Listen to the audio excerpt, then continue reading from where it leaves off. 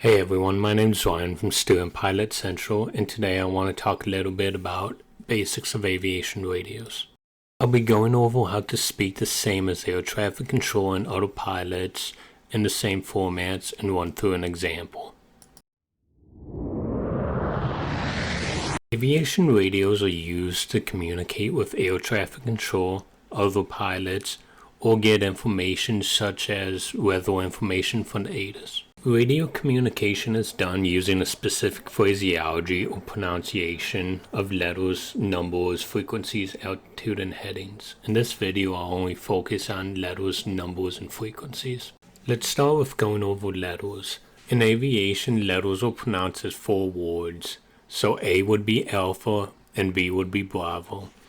This is used anytime letters are involved over the radio in communications, notably on taxiway locators, call signs of airplanes, or weather codes from the ATIS. Numbers also used on pronunciation, though each pronounced individually except for 3, 5, and 9. It's 3, 5, and 9. Most pilots only use 9 though. For example, the number 22 would be pronounced 22, 15 would be pronounced 15, and 33 would be pronounced 33. This pronunciation is often used when referring to runways. Using these pronunciations, the call sign on this airplane would be November 12176. This is going to be how you identify yourself to air traffic control when you're initially making requests.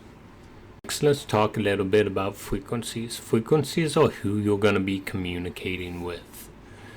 The only addition to frequencies is the period is pronounced point. For example, 120.6.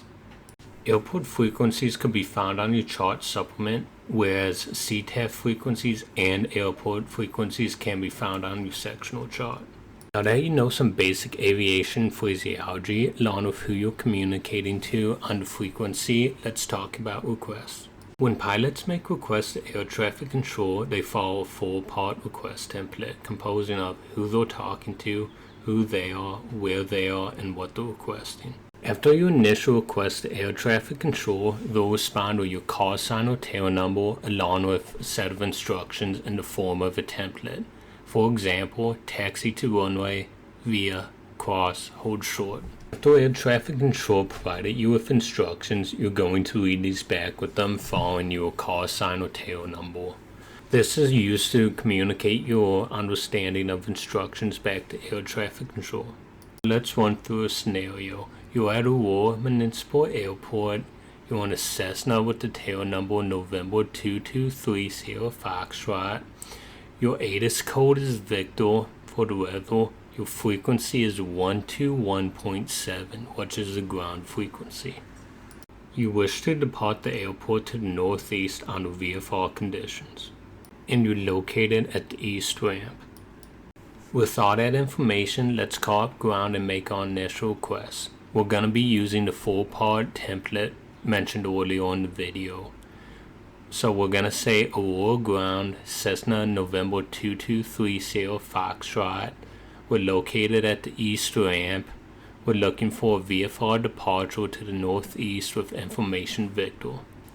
Aurora Ground will then respond to us using the template. Cessna November 2230 Foxtrot, taxi to runway 15 via Alpha, cross runway 18, hold short runway 15.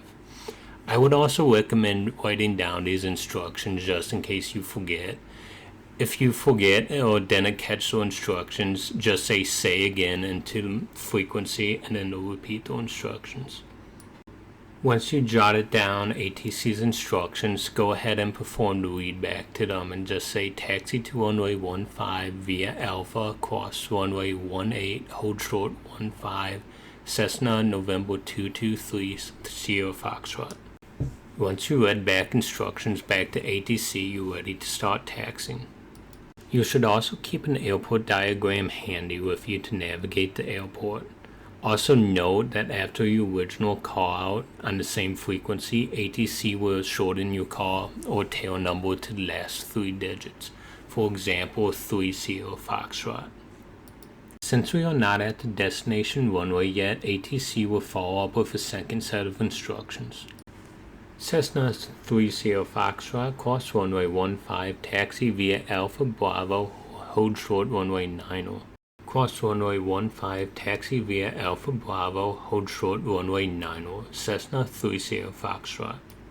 If required, sometimes ATC will give you a third set of instructions. Cessna 30 Foxtrot, cross runway 90, and you will say cross runway 90, Cessna 30 Foxtrot. As you taxi to your destination runway, go ahead and switch to tower frequency, which is 120.6 at Aurora. You'll then call up tower and say Aurora Tower, Cessna November 2230 Foxtrot at runway 15 ready, short for ready for departure.